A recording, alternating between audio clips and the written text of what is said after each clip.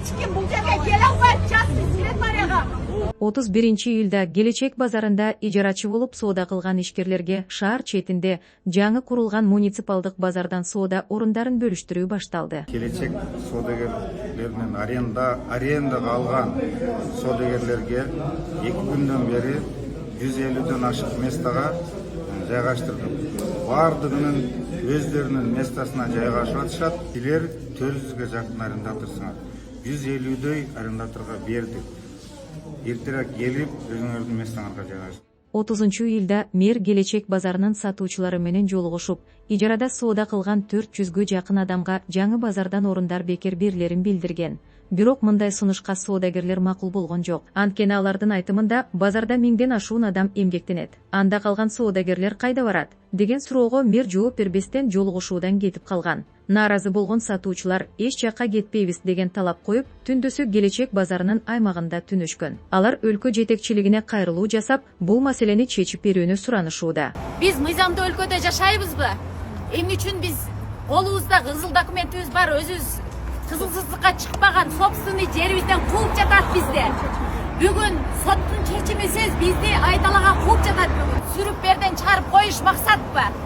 Биздин балдарыбызчы, биздин жашообуз, биз наныбызды таап жеп отурабыз ушул жерден. Балдарыбызды ушул жерден багабыз.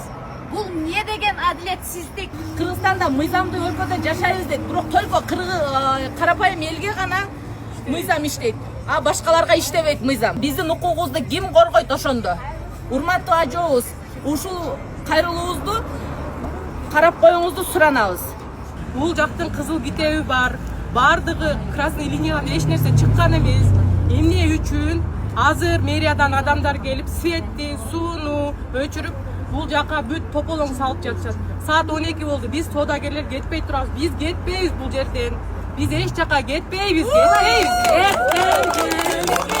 Анткени ушул жактагы месталарды биз дагы накталай акчага сатып алганбыз. Эч ким бизге бир тыйын берген эмес. Мэрия базардын суусун жана жарыгын өчүрүп койгон. Ошого карабастан сатуучулар эч жака кетпейбиз деп талап коюп, дале ошол жерде чогулуп отурушат.